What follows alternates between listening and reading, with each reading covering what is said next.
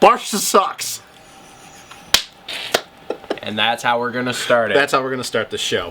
7, 6, 5, 4, 3, 2, 1. You'll never have the sacred stone. Oh, this you crazy mother.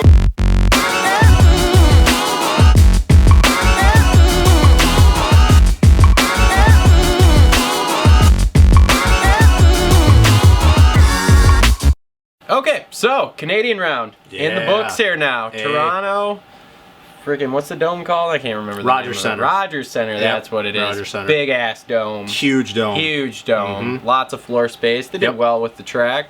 Taking up a fair amount of it. So race went pretty much how we thought it was gonna go with most of the stuff. So yeah, with a little bit of ups and downs, but yeah, I'd agree. yeah. So all right, let's jump right into this. Let's get into the 250s. Let's start. Wacko Zacko. Wacko Zacko picks up his second in a row, looking solid. Came from third place start, fourth. Actually, I think he was farther back. I think he was like fifth. Nah, he wasn't that far. Well, No, I mean like after the first lap, I think he was fifth after everybody started funneling around because I know he was 2 spots behind Joey. yeah. So anyway, yeah, but came through the pack, power move. give you credit. You called it. I didn't want to agree with it, but I'll give you credit. It might be like a Justin Hill thing. Fucking guy right here. I'll give him credit. He was Always right. But it might be like a Justin Hill thing. No, Yeah. I don't think so. No, I mean like finally breaking out and because I thought you meant the hitting the no, deck no, thing. I was no, like, no, I no. don't think he's It gonna might hit be the like deck. finally breaking out and finally showing, after 10 years that he can win a championship. That's what I mean. Yeah. So, I mean, it could. Hard to be right all the time. Oh, but whatever, dude. fuck, You were here wrong we on the are. you were wrong on the Justin Hill thing. That was me. Oh, whatever. Anyways. But anywho, yeah. So Wacko Zacko, second win in a row. Looks solid. Now he's he was third first round and then 2 wins now. Yep. So prime spot to win this championship here. I think he's got his program finally all put together, and it's gonna be interesting. I think he's gonna do well with it. So I think this weekend will tell a lot, though, coming into Daytona. Zach is obviously a good outdoor rider. That was his specialty. Took him a while to get adapted to Supercross, but this weekend, though, I mean, there'd be no reason why we think he wouldn't keep the winning streak going, but we all know anything can happen to Daytona. He could come out here, what is it, how many points? Is it 7? No, it's 8, right? To him and...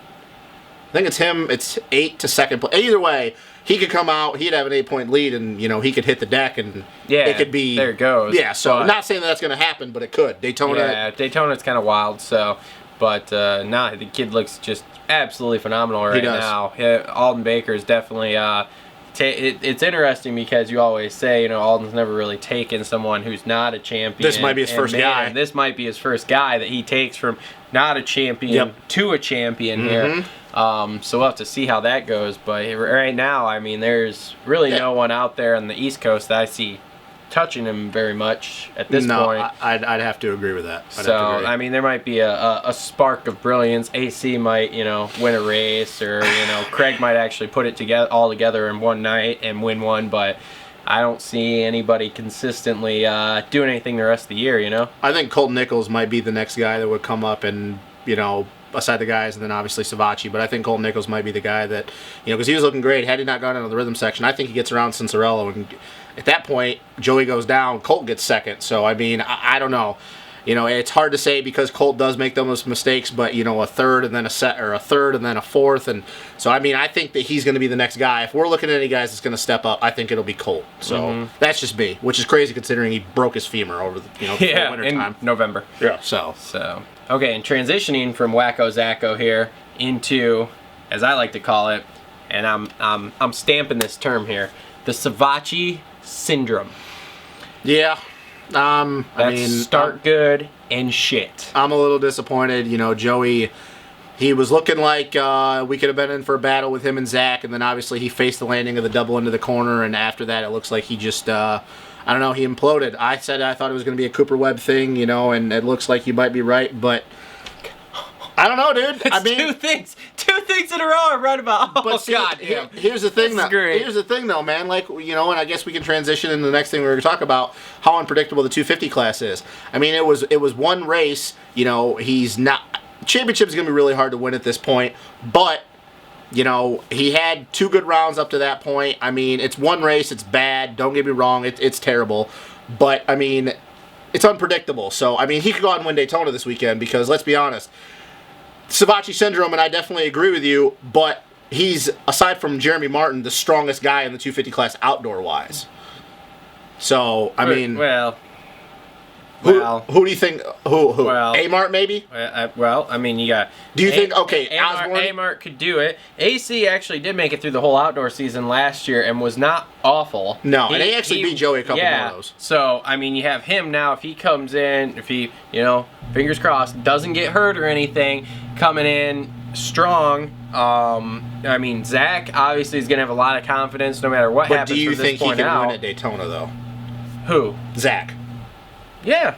You think he can win at Daytona? Yeah. You think he can beat Amart, Ferendis, AC, and Joey outdoors when he got his ass handed to him last year outdoors? And I know it's a different program. Zach right now is literally... They always say train with people better than you. He's training with Jason Anderson, Marvin Muskin, and Ryan Dungey on 450s and having to try and chase those guys down. I mean, there isn't any better training than training with those three dudes to like try and chase down. So I mean, I just think that I think in a sport like this where confidence is so key, he has it all right now. I think that it'll just be the separator is that will he be able, and obviously he's proven he's won 2 in a row, that at the end of that main when the track gets rough and you got 2.5, 3 foot tall braking bumps, as small as Zach is, that's been that's one thing he's always struggled with. The rut's not an issue. Zach's smooth, he's flawless, but when it gets rough, Zach normally hits the ground. And I'm not saying it's going to happen, but I will agree with you that he is definitely looking clear in the way now, the best guy in the 250 class. But I don't see him being able to win this weekend because it's it's more outdoor style. Because he wasn't even on the pace last year outdoors at all. Like not even one race, if I remember correctly. He won a race outdoors. Which one? Not watching. 2 years ago, I think he did. No, he won last year. We'd have to go back and check that. Well, I'm not look it up. He did. He won last year. I'm gonna look it up as soon as we're done. As soon as we're done doing this, I'm gonna look at. In fact, we're gonna look it up right now, and then we're gonna do another take on what race he won. And boom, I was fucking right. Went 4-1 at Budds Creek to fucking win the overall. Like I said, fucking.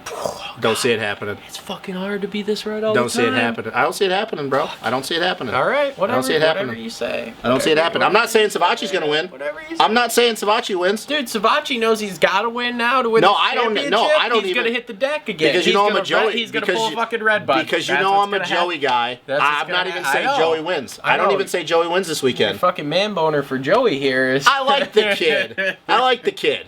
Seriously, he hasn't been in the 250 class for 10 years, has he? No, he hasn't. But... So, hey, let's talk about this for 1 second before we go off, and this is gonna be a tangent. We all give Martin Davalos crap for being in the 250 class his whole entire career. Zach Osborne has been in there the same amount of time that Martin has. But Zach Osborne hasn't almost won fucking 4 championships in there. It finally took 10 years to win a championship. And he went to Europe for fucking 5 years. It finally took till the 10-year mark for Zach to possibly win a championship. Went 5 fucking years in Europe. Wasn't even in the US. And he didn't do anything in Europe either. And he didn't do anything in Europe hasn't even come close to winning fucking 4 different championships. Exactly. He's got a family with kids. He's talking about he's racing kids. Christ. He's got a family with kids, and it took him 10 years to finally win a championship. Bravo, bud. Bravo. That's okay. At least he's going to move out of the class. Martin's gonna fucking die. I don't care about Martin Davalos. My point is I just say it. He's gonna fucking die. What's gonna happen to Osborne when he goes to the 450 class? I don't know. Maybe he does good if he's still on fucking Rockstar. Maybe on the Rockstar Husky team working with Holland. Maybe he does good. No. All right, whatever you say, man. I mean, you've been so right this week so far. 10 years. I called the 450 class now, didn't I? There we go. I mean, you did all right with that one. It's really? Okay. Yeah, really? sure. I got 3. I got four picks. I don't know. I haven't checked my fantasy picks. I'm just saying, dude. Anyway, anywho, the whole point is that I don't think Osborne wins at Daytona. I'm not saying he doesn't win the championship, but let's be honest. 10 years, man. Come on. You need to have been out of the class 3 years ago. You have a wife and kids. And that's our thoughts on the 250 class this week.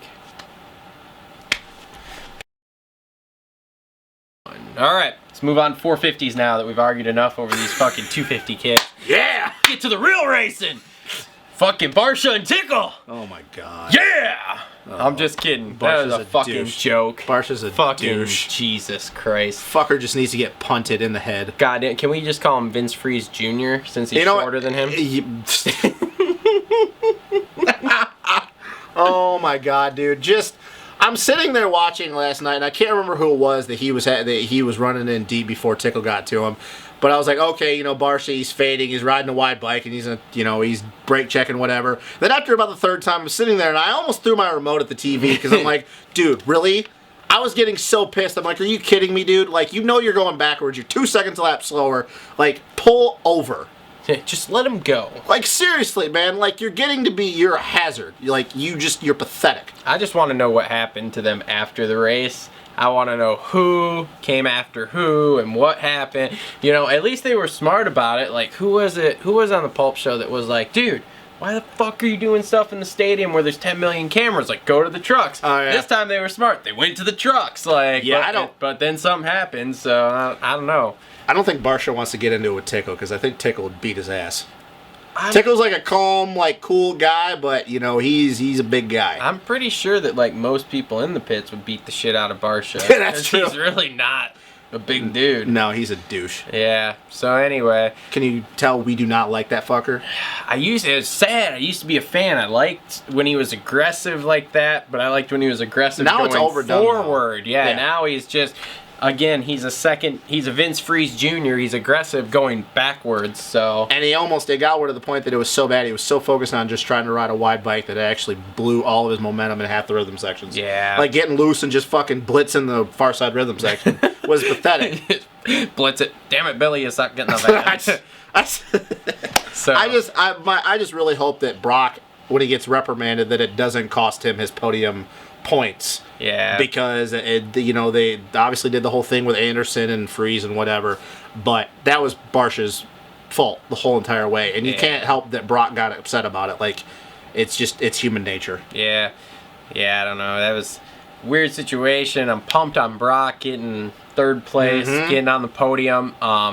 Prime example of what a good start will do for you. Oh yeah. Guy had a great start, rode a good solid 5-10 minute sprint there, and then just kind of settled in. And I mean, he got passed by Eli, but who isn't getting passed by Eli these days? He got passed by Dunge, but I mean, he's the champ for a reason. Baggett passed him, but Baggett's just been on fire. But then Baggett ends up hitting the deck and going backwards. So I mean, cartwheeled into the picture as the camera's sitting there. Hey, there's Blake. Yeah.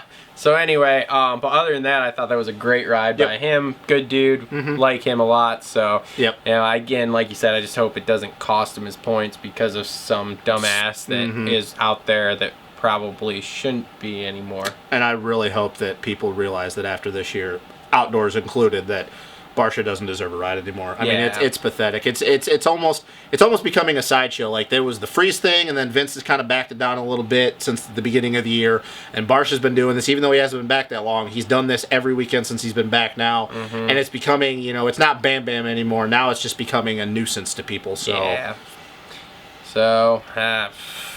comment below your thoughts on the whole Barsha deal. Alright, so continuing right up the podium here. We're going to get to the top two here. And, we talk about parity every year. And this year's been great. Obviously, we've had quite a few winners. We have four. Marv, Kenny, Dunge, Eli. So four. And we thought, oh, cool, we're on our way to having a bunch of different winners. 5, 6, 7 dudes. Nope. It ends up being the same thing all the time. Which there's nothing wrong with that. No, it's just the way it is with the sport. Cream rises to the top here. You've got Eli and Dunge basically right now. Yep. And that's what, you've seen flashes from obviously Kenny and Marv, but obviously Kenny's gone. Marv hasn't really done anything. Doing the same thing like, we were just talking about. Doing the same thing he did last year. Came on really strong, had a couple good races. Should have won Atlanta last year. He finally gets his first win. And then I know he was sick, and I'll give him a little, I'll give him benefit out on that. But the last 2 weekends, he's really struggled, and who knows, maybe he could do good this weekend, but it's the same thing as last year. Comes out, has flashes of brilliance, and then just slowly fades off. And then Anderson last night wasn't his fault, but same thing. Great in the heat races, looked awesome in practice, and then just nothing in the main. So, it's basically even though he got 6 last night, it's been Eli, Dunge, and Seeley that have been the most consistent. Mm-hmm. So you're right. It's been great, but it's usually always the same 2 or 3 guys every year. Mm-hmm. And I'll tell you what, though. I wonder if you were to tell Eli, and I thought about this last night, if you were to tell Eli before the season started, hey, by the midway point, by 9 races in, you would have 4 wins and be 24 points down. He probably looked like crazy. He'd probably be like, you're fucking high. Like, there's no way. Yeah. But it's amazing, like, if he's got 4 wins, like, he's literally won half the races, and it's not like Dunge has won the other half. No. And he's fucking 24 points down. Now, on the plus side, and we've talked about this, and they talked about it on the broadcast last night, we have 8 rounds left. If they go 1-2, the rest of the way out, Eli wins, Dunge gets second, they tie in points. Yep. He makes up 24 points. 8 times 3, 24. Anybody can't do math out there. There you go. And he wins, Eli wins on a tiebreaker because he gets more victories. And that's when I was just, like I was saying to you, how ironic would that be? Dungy, arguably the most consistent guy to ever do this. We always talk about it. He podiums to death, the best at managing championships. How ironic would it be that Dungy loses a championship by being too consistent and not winning enough?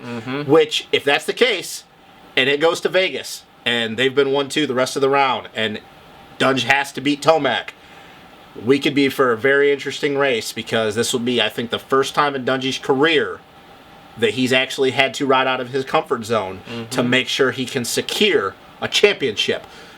Will we see the very first time that Dungy actually rides over his head? And I don't ever want to see guys hit the ground. But let's be honest, there's no way he's running the same pace as Tomac.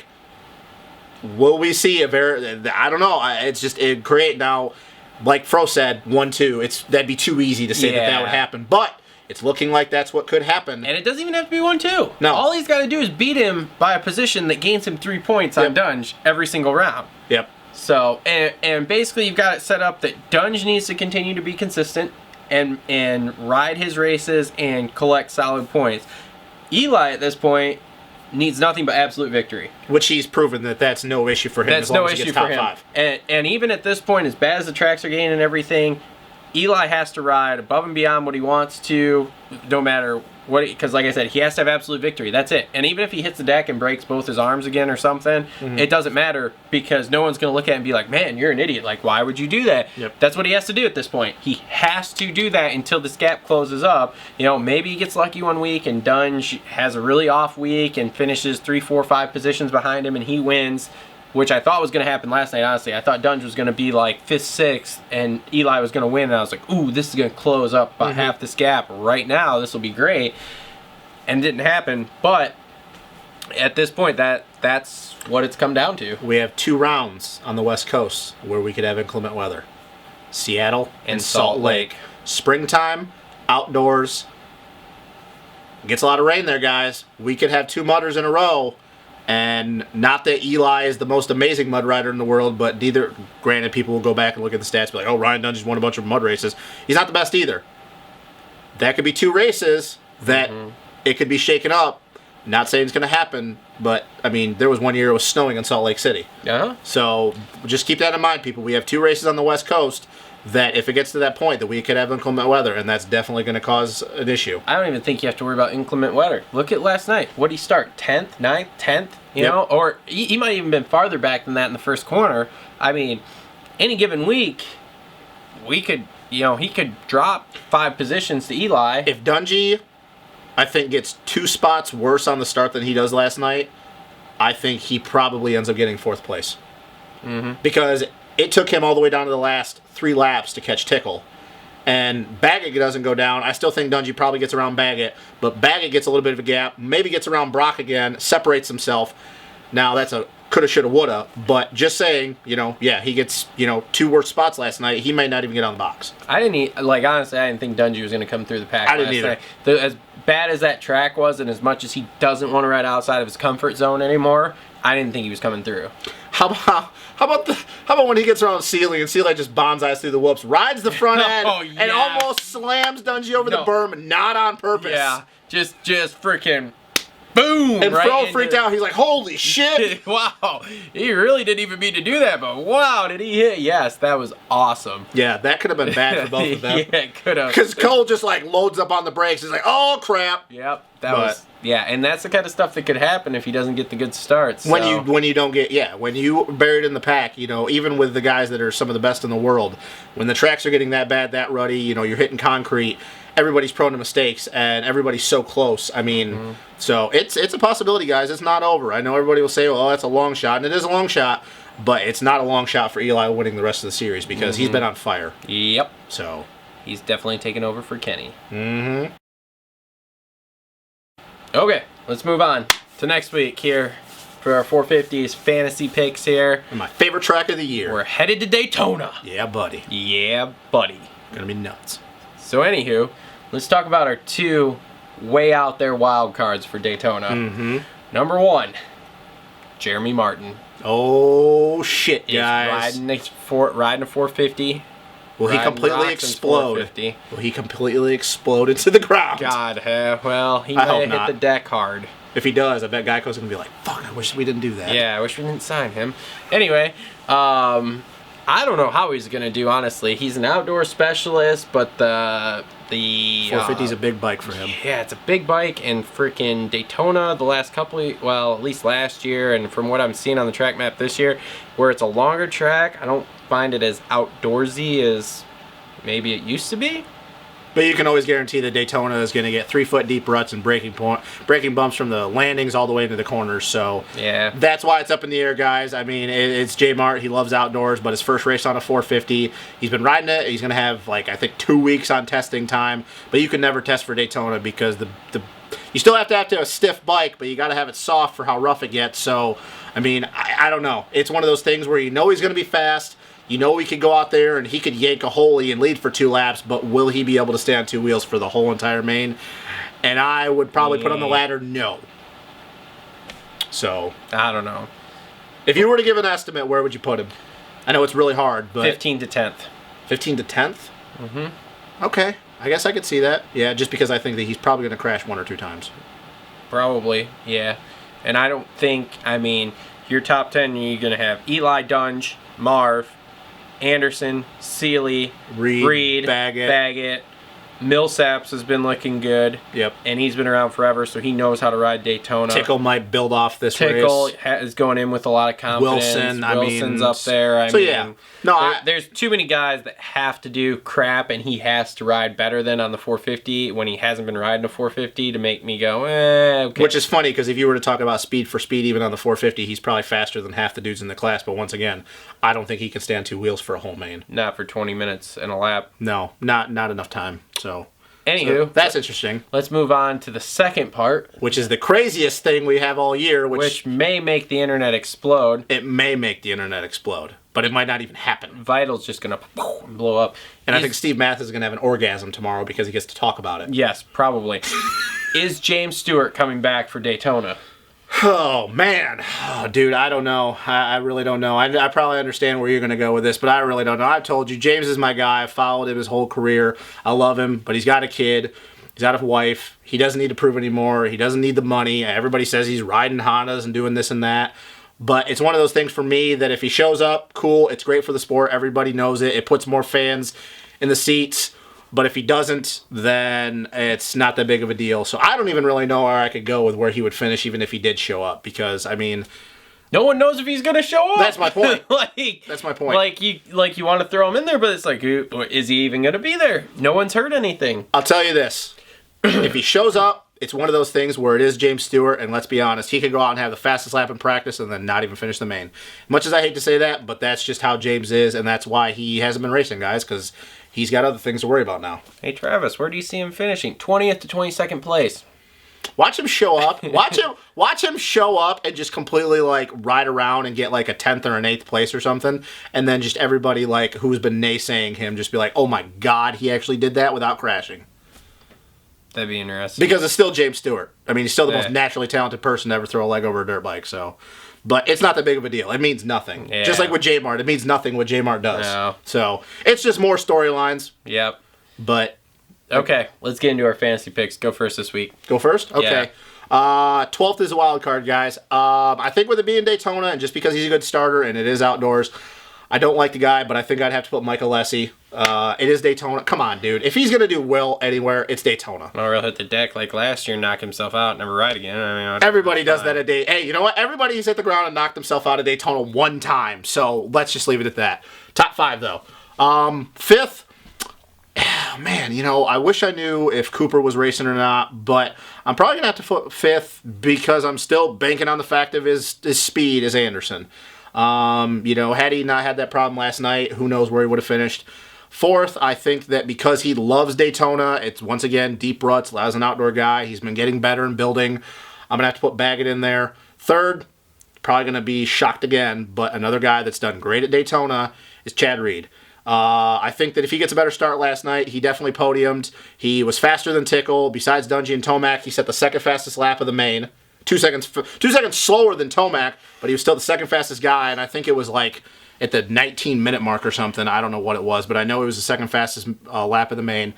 And then second and first, I mean, you got to go Dungey and Tomac. I mean, Dungey's just doing what Ryan Dungey does, and you got to put Eli first. I think that it's going to be an obliteration, to be honest with you. I don't care how the track gets. I don't care with this new design, however they do it. I think he's going to win, and I think even if he doesn't get a top 5 star, I think he wins by 25 seconds. We all know what he did last year, and then even back to 2 years ago where he was manualing through the whoops, third gear wide open, and the Yamaha Rhino could barely keep up with him. So, I mean, it's unfortunate that it's gotten to the point that, we already know who's probably going to finish second and first, but I think Tomac runs away with it. Yeah, I mean, for fantasy-wise, I just continue to go with the safe picks, the guys who have proven they can be up front 90% of the time. You start off with Tomac, Dungey. I'm going to put Anderson in 3rd this week. And you getting me. Okay. Yep. Okay. Then I'm going to go with Marv, and then Seeley in 5th. And as far as my 12th place goes, probably like a Dean Wilson. Can I ask you a question, though? And I don't disagree with that because you can ask me whatever you want. Go ahead. I know I have Anderson in 5th, but what would make you think after how the past few weekends ago that Anderson and Marv would go 3rd and 4th when their speed-wise they haven't even been close? I mean, I understand it, and I pick Anderson in 5th, but, I mean, come on. Like, they've gotten Anderson hangs it out a lot more, and with the track being longer, I think that's going to play into his strengths a little bit. And I agree with that. And as far as Marv goes, Marv's still going to be coming back off the sickness because he had the flu, and you don't just get over the flu. No. That doesn't just go away. And so now you're coming into Daytona where it's going to be hot, like really hot. I know because I was just in Florida last week. It was freaking hot. And then you have a longer track with deeper braking bumps, deeper ruts. It's a lot of stress to put on your body when it's coming off a sickness of that caliber. So that's what I mean. Like, you think that with all that going on that he has a better shot than Baggett and Reed? Yeah, because Baggett can't keep it off the ground. And Reed, until he can prove to me that consistently week in and week out he is going to be a top 5 guy, I don't put him in the top 5. I guess I don't disagree with it. Like, I mean, those have been the main 5 guys, and I even have Anderson in 5th. I guess it's just with the way Marv's rode and everything you just said, and even in Cole not being an outdoor guy, it's just really hard for me to see picking those guys over a Baggett and Reed, or even if Coop shows up. Like, those guys are not. I mean, Marv is, but he is sick, and Cole's not an outdoor guy. Mm-hmm. I guess, like I said, if that's a safe bet, like, for sure, those guys have been top 5 every race. I guess it's just, because it's Daytona, it's a one-off race, I guess I just see more wild, crazy shit happening. Nah. But yet, Brock Tickle podiums last night. Yeah, well, that kind of shit will happen. That's why my fantasy from last week sucked. That's why my fantasy from the week before sucked. Yeah, I did better than him. 2 weekends in a row. Because I've been playing it safe. See, you can't play it safe anymore, man. We're at round 10. You can't play it safe. Play it safe every week. And what's that gotten you? Got me 30-some points. I'm still ahead of you. I didn't even do the first round, and I got 60. Still ahead of you. Oh, we're coming for you. Whatever you want to say, dude. You just said you weren't going to catch me. Oh, I'm going to catch you. Anyway. Now it's a challenge. That's the show for this week, guys. Comment below with your thoughts on what you think's going to happen here in Daytona. And, again, like, comment, subscribe. Any final thoughts from you? I want tickets for Vegas. Shut up, man. I'm done. All right. That's it for this week, guys. We'll see you next week.